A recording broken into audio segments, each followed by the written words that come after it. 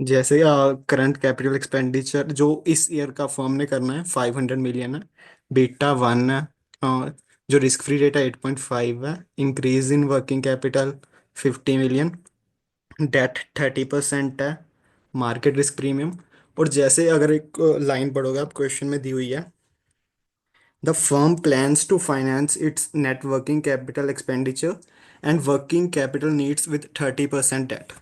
तो net capital expenditure हो गया ये 500 million. And increase in working capital हो गया 50 मिलियन। तो इसका जो 30% है जो फर्म डेट से रेज करेगी वो हो गया 165 मिलियन। एंड ये इनकम स्टेटमेंट है जो लाइक हमें क्वेश्चन में दी हुई है। ये सारा आ गया उसका। एंड अर्निंग पर शेयर हमने ये कैलकुलेट किया हुआ है। अर्निंग पर शेयर हुआ नेट इनकम जो कि है 480 divided by shares outstanding 50 million. तो earning per share current year का आ गया हमारे पास 9.6 एंड प्रोजेक्टेड आ गया 10.8। एंड ये हमारे पास प्रोजेक्ट हैं जो हम नेक्स्ट ईयर के लिए ले सकते हैं। इसमें ये इन्वेस्टमेंट्स हैं और ये बीटा है उन प्रोजेक्ट्स के लिए। और ये हमें आईआरआर दी हुई है जो हम like we can get out of that projects.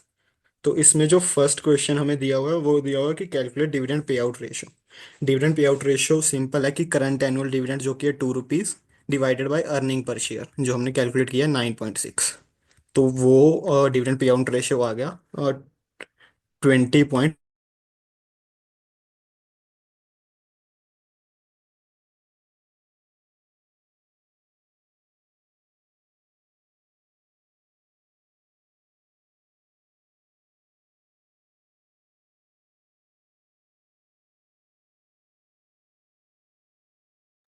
ये फर्स्ट क्वेश्चन समझ आ गया गाइस?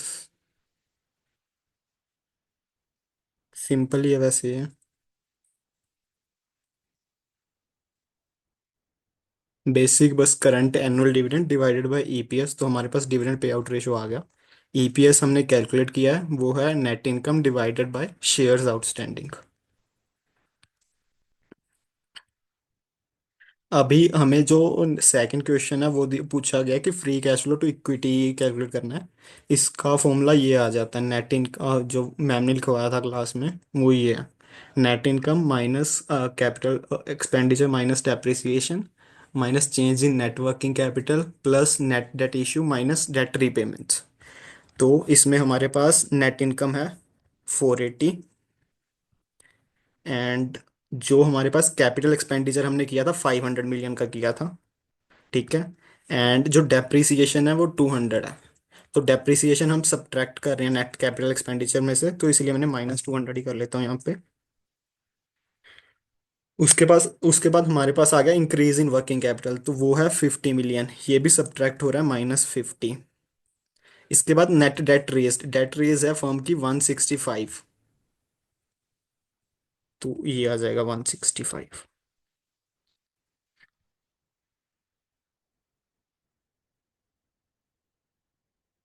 एक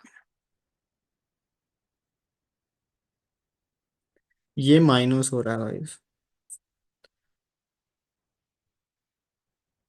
ये ऐड होगा इसमें।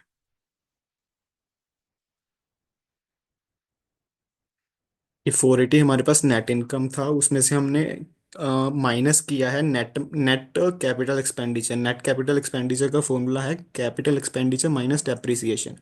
तो नेट कैपिटल एक्सपेंडिचर होगा 300 जो हम सब्ट्रैक्ट कर रहे हैं, तो ये नेट में -300 होगा।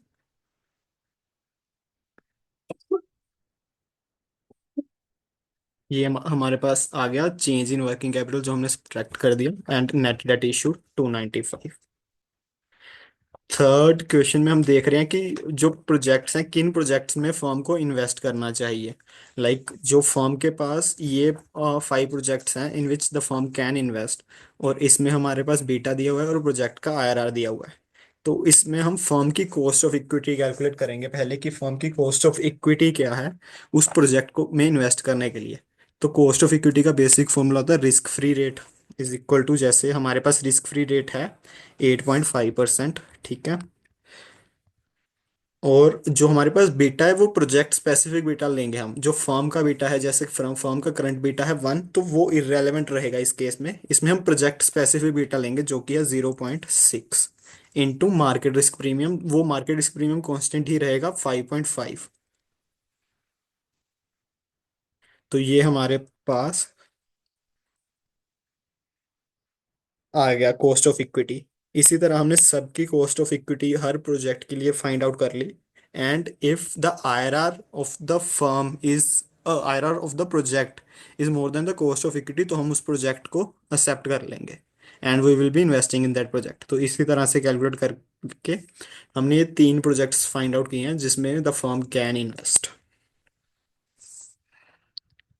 इसी तरह जैसे फोर्थ क्वेश्चन में पूछा गया है कि the maximum amount of dividend that the firm can pay to its equity share holders. तो जो मैक्सिमम अमाउंट डिविडेंड पे करने के लिए हम देखेंगे कि फर्म के पास कैश कितना है इक्विटी शेयर होल्डर्स को पे करने के लिए। जैसे free cash flow to equity calculate करेंगे हम। तो जो हम मैक्सिमम डिविडेंड अमाउंट हम कैलकुलेट कर रहे हैं, ये प्रोजेक्टेड ईयर के लिए है। तो हम free cash flow to equity भी प्रोजेक्टेड ईयर का ही देखेंगे कि नेक्स्ट ईयर में हमारे पास कितना free cash flow to equity होगा। Depending on upon the free cash flow to equity हम उसको नंबर ऑफ शेयर्स में डिवाइड कर देंगे और हमारे पास जो आ जाएगा कि maximum dividend amount that we can pay. तो वो सेम फॉर्मूला लग रहा है जो हमने सेकंड क्वेश्चन में लगाया था।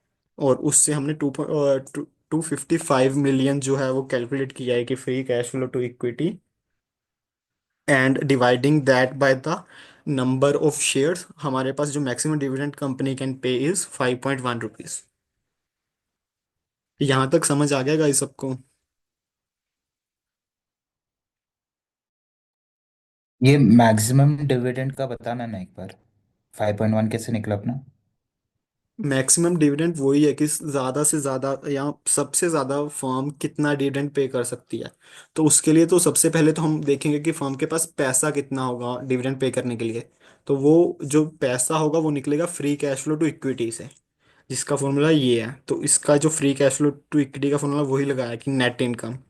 नेट इनकम जैसे थी इस ईयर में 540। ठीक है। इस ईयर में कोई कैपिटल एक्सपेंडिचर नहीं है तो वो हम अकाउंट नहीं कर रहे हैं।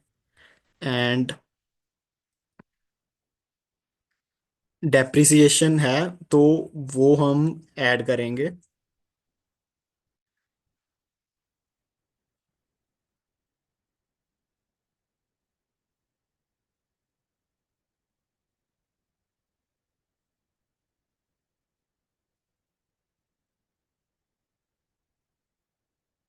540 आ गया।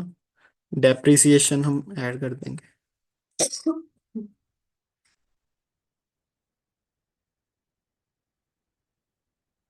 चेंज इन नेटवर्किंग कैपिटल होगा क्योंकि वो जो नेटवर्किंग कैपिटल है वो 2 साल के लिए इंक्रीज हो रही थी, क्वेश्चन में दिया हुआ है। और इस साल जो फर्म है वो 500 का कैपिटल एक्सपेंडिचर नहीं कर रही है, इसलिए डेट रेज्ड सिर्फ 15 होगा क्योंकि वो सिर्फ 50 मिलियन पे होगा जो ये हमारे पास है।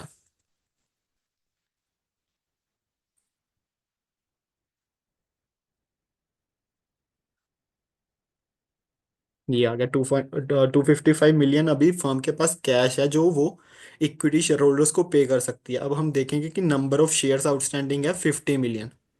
तो नित, यस। अ, हमें मैम ने ये भी बताया था कि जैसे इस क्वेश्चन में दिया है that net capital expenditures in working capital will be financed with 30% debt. तो हाँ। मतलब इसके अंदर 0.7 आएगा इक्विटी का हिस्सा, तो इसमें इंटू 0.7 नहीं करेंगे? नहीं, इसमें हम ऐसे देख रहे हैं ना कि डेट रेज कितना किया। जैसे इस जैसे फॉर्मूले में देखोगे आप कि free cash flow to equity में हम देख रहे हैं कि नेट डेट कंपनी ने कितना इशू किया है या कितना रेज किया है। तो इस केस में जो इंक्रीज इन वर्किंग कैपिटल है 50 है, और उस 50 का जो 30% है वो डेट से फाइनेंस होगा जो कि हो गया 15। तो हम सिर्फ ये 15 ही अकाउंट करेंगे।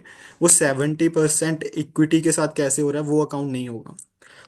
फॉर्मूला का नाम है free cash flow to equity, but वो वाला जो 70% कॉम्पोनेंट है वो इंक्लूड नहीं होगा। ओके। तो ये बस जो 30% डेट कॉम्पोनेंट है वो हम ऐड कर देंगे, जैसे फॉर्मूला में है कि नेट डेट इशूड। बट ये तो हमने change in net working capital डाला है ना।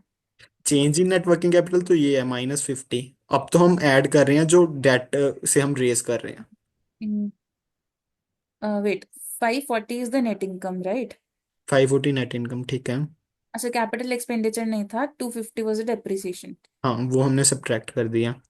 ठीक है, ठीक है। Okay, then then capital. हाँ, जो ये capital increase in working capital है वो हम सब्ट्रैक्ट कर रहे हैं net change in working capital. जो नेट डेट इशूड है 15 रुपीज, वो हम ऐड कर रहे हैं। इसमें हमने सब्ट्रैक्ट क्यों किया डेप्रिसिएशन जब ऊपर में हमने ऐड किया है तो? नहीं, ऊपर में भी हमने नेट में ऐड ही हो रहा है ऊपर में भी। ऊपर हाँ में तो से मैं बताता हूँ क्या नेट कैपिटल एक्सपेंडिचर हमने सब्ट्रैक्ट करना होता है। Right, and depreciation add back होता है, राइट? एक minute. Net capital expenditure is equal to capital expenditure minus depreciation, ठीक है। ये फॉर्मूला। हम्म। तो इस केस में भी हमने जैसे कैपिटल एक्सपेंडिचर है हमारा 500 माइनस डेप्रिसिएशन है 200, 300 आ गया। तो इस केस में भी नेट हमने जैसे अगर इसको मैं डिलीट भी कर देता हूँ और यहाँ पे सिर्फ -300 कर देता हूँ तो वो सेम ही रहेगा आंसर। नहीं, डेप्रिसिएशन। तो हमने सेकंड वाले केस में मतलब क्या लिया है? 500, 250 was depreciation, right? Second case में जो डेप्रिसिएशन लिया है, 250 है, हाँ, और वो सब्ट्रैक्ट हो रही है तो माइनस क्यों हो रही है फिर? क्योंकि ये हमारे like free cash flow to equity share holders को अवेलेबल है ये कैपिटल। 250 तो अवेलेबल ही होगा ना, बिकॉज डेप्रिसिएशन है। डेप्रिसिएशन नॉन कैश एक्सपेंस होता हाँ। है। नहीं, आप कह क्या रहे हो कि तो ये 250 माइनस क्यों हो रहा है? ऐड बैक होगा ना ये तो। ठीक है।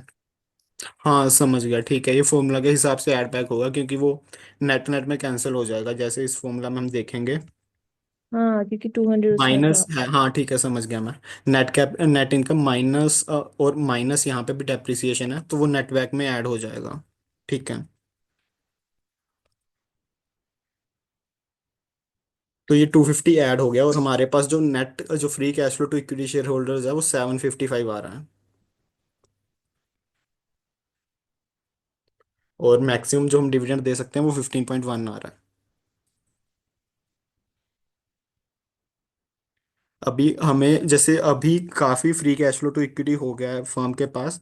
तो इस केस में जो 755 मिलियन के अकॉर्डिंग देखे तो फर्म के पास इतने इन्वेस्टेबल प्रोजेक्ट्स नहीं है। जैसे इस प्रोजेक्ट्स में हम इन्वेस्ट कर सकते हैं 190 प्लस 200, 390 प्लस 100, 490। तो जो फर्म है 490 मिलियन तक इन्वेस्ट कर सकती है प्रोजेक्ट्स में। जो बाकी का है वो उस फर्म को like as a dividend distribute कर देना चाहिए। में जो हम फर्स्ट वाला केस कर रहे हैं जिसमें हमने 500 लिया था कैपिटल एक्सपेंडिचर, तो हम्म। उसमें हमने मतलब क्योंकि हम 70% इक्विटी कर रहे हैं, 30% डेट कर रहे हैं, तो ठीक है। हमने यहाँ पर लाइक आप लाइक हम लोग ने वैसा कर दिया ना कि 500 लेके और फिर 500 into 30%, दैट इज 150, वो हमने एडिशनल डेट में दिखा दिया जो हम रेज हाँ कर रहे हैं, राइट? हाँ हाँ। हाँ, मतलब या तो नेट फिगर डायरेक्टली लिख दो या तो फिर दोनों को मिला के लिख दो, ऐसा कुछ हो रहा है, राइट? दोनों को मिला के लिख रहा हूँ ना मैं, जो नेट जो हाँ हाँ हाँ, डन डन डन, नहीं परफेक्ट है, परफेक्ट, मैं हम्म, लिख, हाँ, परफेक्ट है। बस वो 500 plus 550 million into 30% debt rest, और वो मैं ऐड बैक कर रहा हूँ debt rest. Sure, perfect. Second question आ गया गाइस, को समझ।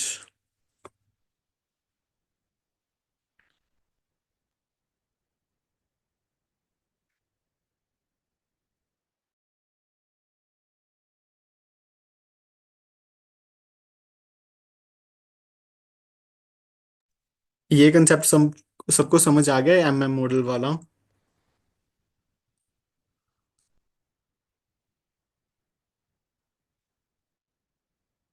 इसमें चार हैं प्रोपोजिशन हमारे। नितिन, हाँ। अ, अगर एमएम मॉडल एग्जाम में पूछे तो कैसे पूछेंगे? मतलब they will ask us without tax के अंदर कुछ करके बताओ या विद टैक्स के अंदर कुछ करके बताओ। कैसे लाइक कैसे कैसे भी नहीं पूछ। मैं पू अच्छा, ओके। हाँ, क्योंकि जैसे 2024 में तो उन्होंने कुछ जो 2024 का एग्जाम है उसमें कुछ उन्होंने कैलकुलेशंस पूछा ही नहीं। बस उन्होंने कहा कि theory as a theory explain कर दो, ये लाइक चारों प्रोपोजिशंस या चारों फ्रेमवर्क्स।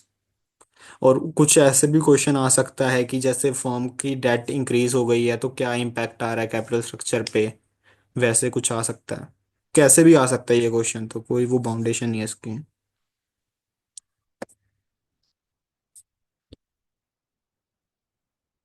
इसमें जैसे वो भी आ सकता है कि फर्म अनलीवर हो रही है, कि जैसे फर्म ने डेट रेस किया हुआ था, डेट अनलीवर कर रहे हैं हम लीवर्ड से और फिर से रिलीवर कर रहे हैं, तो वैसे क्वेश्चन भी आ सकते हैं।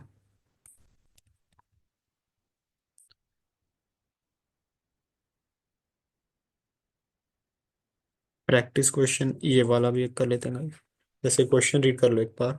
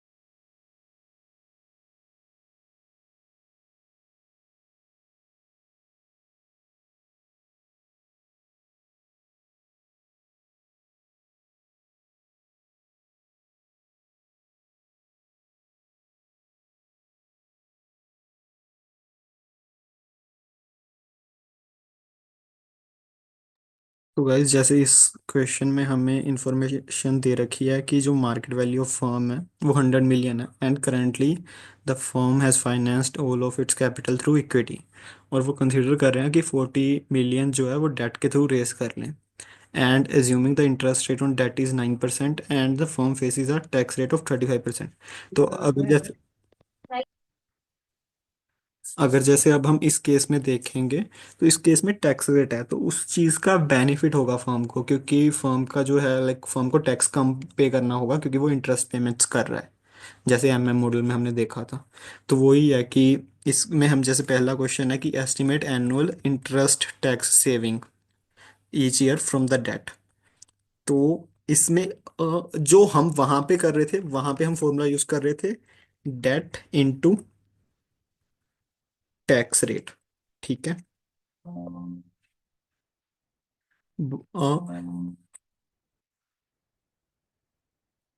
ये फॉर्मूला होता है कि नेट वैल्यू फाइंड आउट करने के लिए कि over all the years firm को कितना बेनिफिट होगा डेट रेज करने से। जैसे इस केस में अगर मैं कर दूं कि डेट है 40 मिलियन इंटू टैक्स रेट है 35%, तो ये जो वैल्यू आई है 14 मिलियन, ये वैल्यू है कि फर्म को लाइफ टाइम में कितना बेनिफिट होगा डेट रेज करने से। बट अगर हमें एक स्पेसिफिक ईयर का देखना है कि एक स्पेसिफिक ईयर में फर्म को कितना बेनिफिट हो रहा है, तो उसका फॉर्मूला होता है debt into interest rate into tax rate. जैसे डेट है फर्म की 40 मिलियन, 40 ओके, 40 मिलियन फर्म ने डेट 40 मिलियन फर्म ने डेट रेज किया, तो इस पे इंटरेस्ट रेट बनेगा 9%। ठीक है।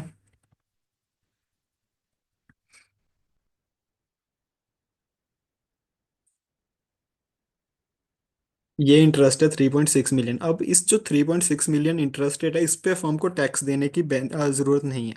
तो 35% जो टैक्स रेट था वो हमें अब इस जो इंटरेस्ट कॉस्ट है उस पे नहीं देना है। तो 1.26 मिलियन हमारा नेट बेनिफिट हो रहा है एक साल के लिए, annual interest tax savings.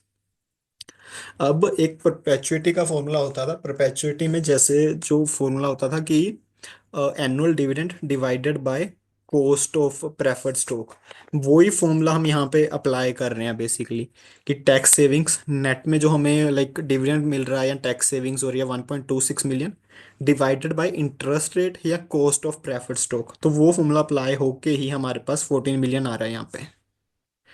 C16 1.26 million divided by 9%, present value of savings. तो वो लाइफ टाइम की प्रेजेंट वैल्यू यहाँ पे कैलकुलेट हो गई है, सेम ही है यहाँ पे, किसी भी फॉर्मूला से कैलकुलेट कर सकते हैं। बस ये जो सेकंड क्वेश्चन है इसमें पूछा गया है कि life time value of savings क्या है, फर्स्ट में पूछा गया है कि उस स्पेसिफिक ईयर के लिए सेविंग्स क्या है। अब जो हमें थर्ड ईयर के लिए दिया गया है, थर्ड ईयर के लिए वो कह रहा है कि हमें लाइफ टाइम नहीं सेविंग्स का या लाइक जो कॉस्ट है उसका बेनिफिट होगा, हमें सिर्फ 10 ईयर्स के लिए डेट रेस कर रहे हैं हम, और 10 ईयर्स के बाद पे बैक कर देंगे। तो इसकी वजह से हमारे पास 1.26 मिलियन का जो हमें बेनिफिट है वो 10 ईयर्स के लिए ही होगा। तो ये काइंड ऑफ ऐसी सिचुएशन हो गई है कि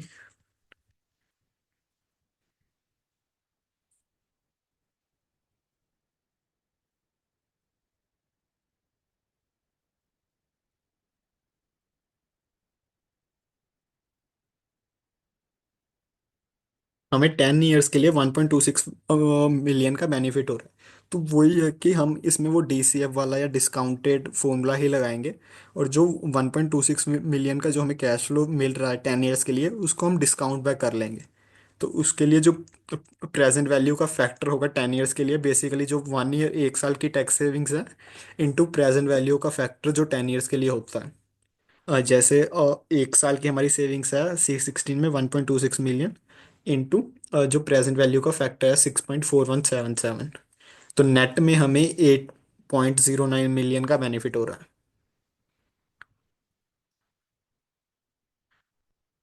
अब हम अगर फोर्थ क्वेश्चन में देखते हैं, इसमें कहा है कि tax interest rate drops to 7%, but जो हमारी डेट है वो फिक्स रेट है 9% पे, इसीलिए हमें कुछ उसका इम्पैक्ट नहीं होगा क्योंकि हमें 9% ही इंटरेस्ट पे करना है।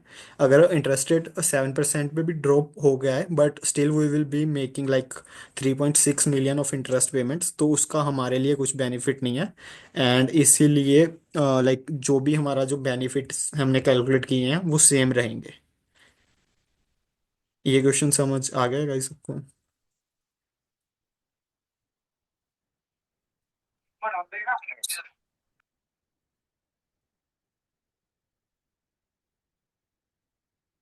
Nitin, can you explain the part one once more? What? सारा question? No, no, just part one. The part A part. One, ठीक है। पार्ट वन में हम annual interest tax savings calculate कर रहे हैं कि नेट में जो हमने डेट रेज की है उससे हमें एनुअल लाइक 1 ईयर के लिए कितना बेनिफिट हो रहा है। तो जैसे अभी इसमें हमने 40 मिलियन डेट रेज की है ना, उस पे 40 मिलियन पे हमारा 9% इंटरेस्ट रेट है जो कि आ गया 3.6 मिलियन। तो हम 3.6 मिलियंस ऑफ इंटरेस्ट पेमेंट्स कर रहे हैं ऑन ईयरली बेसिस। अब जो ये इंटरेस्ट पेमेंट्स होती हैं ये इनकम स्टेटमेंट में एज अ एक्सपेंस शो कर सकते होते हैं हम। अगर हम इसको इनकम स्टेटमेंट में एज अ एक्सपेंस शो कर रहे हैं तो हमारा नेट प्रॉफिट कम हो जाएगा बाय 3.6 मिलियन, और वही हमें टैक्स भी कम पे करना होगा। तो टैक्स बेनिफिट जो हमें होगा इससे वो होगा 35% ऑफ द इंटरेस्ट पेमेंट्स, क्योंकि वो इंटरेस्ट पेमेंट्स डिडक्ट हो गई है नेट प्रॉफिट से, इसीलिए हमें टैक्स कम पे करना पड़ रहा है। तो वही है कि annual interest tax savings of 1.26 million. Got it. Thank you. Nitin, third question में अगर हमें पीवीआईएफ नहीं दिया हुआ है तो कैसे करेंगे? PVIF नहीं दिया हुआ है तो हमें इंडिविजुअली डिस्काउंट करना पड़ेगा। जैसे 1.26 मिलियन है तो जैसे ये डिवाइडेड बाय हमारा डेट जो है 9%। 1.09 है, ठीक है। 09। यहाँ पे 1 टाइम्स होगा, ये ऐसे ही होगा जैसे दिखाता हूँ। ये सभी ईयर्स के लिए ऐसा होगा, बस जो यहाँ पे है ये इस ईयर के लिए 2 टाइम्स होगा, इसके हम्म। लिए 3 टाइम्स। ये हमें कैलकुलेटर से हो सकता है, बस थोड़ी सी कैलकुलेशन ज़्यादा हो जाएगी।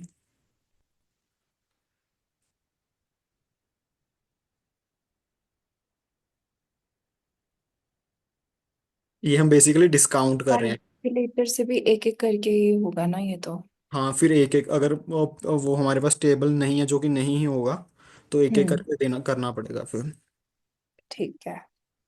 जैसे इसका मैं एक बार सम करके दिखाता हूँ तो वो सेम आएगा। ये हमने हर कैश फ्लो को डिस्काउंट कर लिया है। जैसे फर्स्ट कैश फ्लो को एक बार डिस्काउंट किया है 1.09 से, इसको 2 टाइम्स, इसको 3 टाइम्स, 4 टाइम्स, 5 टाइम्स, ऐसे 10 टाइम्स तक डिस्काउंट कर लिया। तो अगर हम सम करते हैं वो 8.09 मिलियन वो सेम आएगा। ठीक है, गॉट इट। और ये फॉर्मूलाज भी हैं गाइस, और जो फर्स्ट है जैसे डू पॉइंट एनालिसिस का, इसमें बेसिकली वो रिटर्न ऑन इक्विटी को 3 पार्ट्स में ब्रेक डाउन किया गया है, नेट इनकम, एसेट टर्नओवर और लेवरेज का जो फॉर्मूला होता है। ओल्टमैन जेड स्कोर मैम ने थोड़ा सा मेंशन किया था, बट ये फॉर्मूला रेलेवेंट नहीं है, मैम कुछ पूछेंगे नहीं। ये लीवर्ड बीटा और अनलीवर्ड बीटा वाला थोड़ा सा है रेलेवेंट, क्योंकि इसमें मैम पूछ सकते हैं कि लाइक फर्म ने एडिशनल डेट रेज कर रही है, तो how it's cost of equity will be changing. जैसे अगर फर्म ने डेट रेज कर लिया, जैसे मैं बताता हूँ, रिस्क फ्री रेट था 8%, वैसे ही एग्जाम्पल से ले रहा हूँ, ठीक है। बीटा था 1, मार्केट रिस्क प्रीमियम है 5%, और ये इस टाइम पे 100% इक्विटी के थ्रू फाइनेंस्ड है, ठीक है। तो हमारे पास अनलीवर्ड बीटा आ गया 1, ठीक है। फर्म की मार्केट वैल्यू है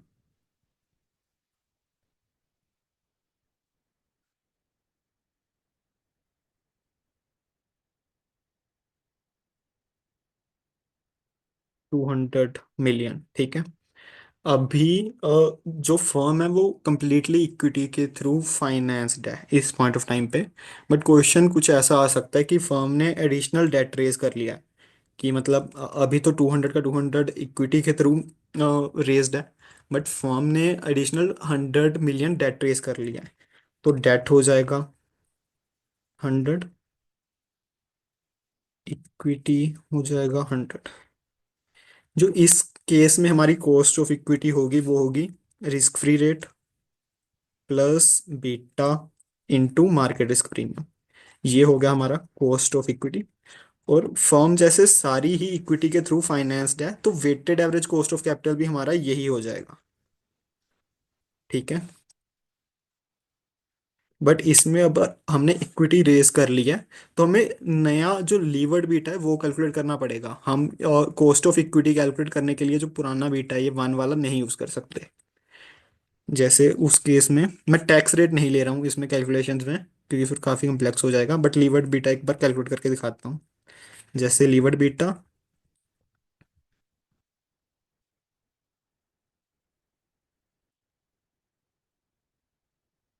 इसका होगा लीवर्ड बीटा का फॉर्मूला होगा unlevered beta into 1 plus debt upon equity.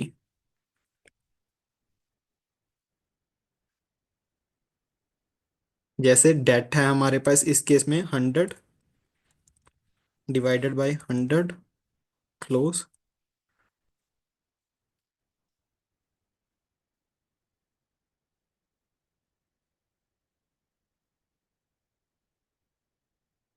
तो लीवर्ड बीटा इस केस में हमारे पास 2 हो गया। तो इस केस में अगर हम अब कॉस्ट ऑफ इक्विटी कैलकुलेट करते हैं तो वो आएगा, रिस्क फ्री रेट सेम ही रहेगा, प्लस बीटा अब हम लीवर्ड बीटा यूज करेंगे जो कि 2 हो गया, इनटू मार्केट रिस्क प्रीमियम जो 5% ही है। इस केस में हमारा कॉस्ट ऑफ इक्विटी हो गया 18%, एंड कॉस्ट ऑफ डेट हो गया 8% ही रहेगा, वो अज्यूम कर रहे हैं कि रिस्क फ्री रेट ही है। इसमें जैसे अभी हम वैक कैलकुलेट कर रहे हैं, तो अब देखोगे कि is equal to 8% cost of debt into debt का जो वेट लेंगे तो वो है cost of debt into weight of debt, तो वेट ऑफ डेट है 50%, तो वो मैं सीधा 0.5 ले रहा हूँ, plus cost of equity into weight of equity. ये वैक आ गया हमारे पास। अब दोनों केस में देखो आप, वैक सेम रह रहा है दोनों केस में, 13%, 13%, जो मैंने प्रोपोजिशन में एक्सप्लेन किया था यहाँ पे, कि वैक सेम रह रही है। जैसे हमने कॉस्ट डेट ज्यादा रेस की, कॉस्ट ऑफ इक्विटी बढ़ रही है। पहले कॉस्ट ऑफ इक्विटी थी 13%, अब कॉस्ट ऑफ इक्विटी हो गया 18%, तो अगर कुछ टैक्स नहीं है तो डेट ज्यादा रेज करने से कुछ वैक पे डिफरेंस नहीं आया है, बस कॉस्ट ऑफ इक्विटी बढ़ गई है फर्म की। ये समझ आया गाइस? तो ऐसा तभी होगा जब हम अपना बीटा एडजस्ट करेंगे टू मेक इट लिवर्ड। हाँ। अभी अगर इसमें मैं टैक्स कंपोनेंट ले लूंगा तो हमें बेनिफिट भी मिलने लग जाएगा, वो वैक कम हो जाएगा। अगर इसमें और टैक्स रेट का इंकॉर्पोरेशन करके एक्सप्लेन करूंगा तो टैक्स रेट वाला मैं एक्सप्लेन करके दिखाऊं इसी में, कि टैक्स रेट से कैसे हमारा वैक कम होगा या कैसे हमें एडिशनल बेनिफिट होगा। हाँ बता देना। और टैक्स शील्ड करके भी कुछ आएगा ना, आई थिंक। टैक्स शील्ड वही है जैसे ये मैंने बताया था इसमें, ये टैक्स शील्ड ही है। जो 14 है, debt into tax rate is equal to tax shield ही है। कि डेट रेस करने की वजह से हमें कितना बेनिफिट हो रहा है टैक्स का। जैसे ये रहा, ये tax shield debt, debt into tax rate. तो value of levered firm increases by the tax shield when additional debt is raised. अब अगर हम इसमें टैक्स रेट का अजम्पशन ले लेते हैं कि टैक्स रेट है 35%। अभी इस स्ट्रक्चर में जो फर्स्ट वाले केस में कोई डिफरेंस नहीं पड़ेगा क्योंकि इसमें डेट था ही नहीं। बट सेकंड वाले केस में जो हमारी कॉस्ट ऑफ डेट है उसको हम टैक्स रेट से एडजस्ट करेंगे, क्योंकि हम always after tax cost of debt लेते हैं। तो इसको अगर हम टैक्स रेट से एडजस्ट करते हैं 1 - टैक्स रेट, तो हमारी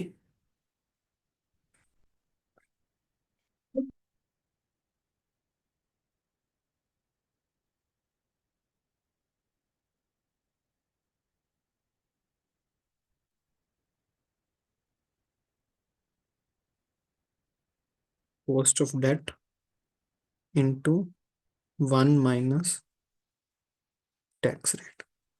तो अभी देखो, कॉस्ट ऑफ डेट कम होने की वजह से जो कॉस्ट ऑफ डेट है वो 5% ही रह गया, कि after tax cost of debt है। एंड हमारा वैक कम हो गया उस वजह से 12%, जो कि पहले था 13%। इस केस में अगर हम जैसे टैक्स शील्ड देखेंगे तो इस केस में टैक्स शील्ड होगी is equal to debt into tax rate 35%। तो इसमें 35 मिलियन, जो 35 रुपीज हैं कुछ भी, वो हमारा बेनिफिट हो गया बिकॉज ऑफ रेजिंग डेट।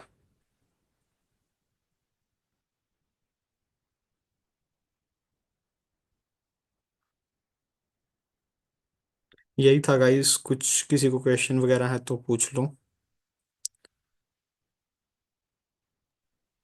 एक बार ये एक्सेल भेज देना ना प्लीज। हाँ, एक्सेल में भेज देता हूँ ये। हाँ बस। हमें जी स्कोर कैलकुलेट करने आ सकता है क्या? नहीं आएगा नहीं, वो मैम ने वैसे ही एक लाइक कंसेप्ट एक्सप्लेन किया था। आएगा नहीं मोस्ट प्रोबेबली, बट उसका फॉर्मूला ये है जेड स्कोर कैलकुलेट करने का, बट नहीं आएगा ये तो। आएगा तो इतने बड़े फॉर्मूले के अकॉर्डिंग तो छोड़ना ही पड़ेगा। हम्म। नितिन हमने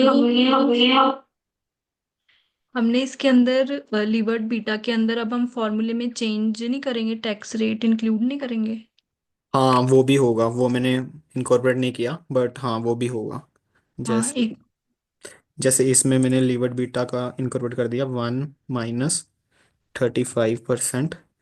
तो इस फॉर्मूला में जैसे हमने टैक्स रेट पहले इग्नोर कर दिया था ये वाला, क्योंकि वो हमारे हमने एज्यूम ही नहीं किया था कुछ टैक्स है। तो टैक्स बेनिफिट होने की वजह से लीवर्ड बीटा भी कम आ रहा है। पहले लीवर्ड बीटा था 2, तो अब लीवर्ड बीटा है 1.65, तो वैक और ज़्यादा कम हो गया है। ठीक है, मतलब बैग में भी चेंज आया है थोड़ा बहुत। हाँ। ठीक, थैंक यू। नितिन, और हमें एंटम वाला पेपर सॉल्व करना चाहिए सीएफ का। एंटम वाले पेपर में अगर कुछ क्वेश्चन दिख रहे हैं जो कंसेप्ट्स हैं हमें मिड टर्म तक करवाए हुए हैं तो वो प्रैक्टिस कर सकते हैं। बट वो कंसेप्ट तो करने का कोई बेनिफिट नहीं है जो अभी करवाया ही नहीं है। अगर कोई क्वेश्चन रेलेवेंट लग रहा है कि हाँ अभी करवा दिया सिलेबस में, तो वो कर लेते हैं। ठीक है, और लीजिंग? लीजिंग वाला मुझे भी कम ही आता है। ओके, चलो ठीक है। हम्म, ठीक। ठीक है गाइस, तो मैं मीटिंग एंड कर रहा हूँ, 1 मिनट ही रह गया। Thank thank you you. भाई, थैंक यू। प्लीज ये एक्सेल थैंक्स भेज भाई। देना यार। हाँ, एक्सेल भेज दे प्लीज ग्रुप में। हाँ ठीक है। थैंक्स। ठीक है। Thank you Nitin. Thank you so much.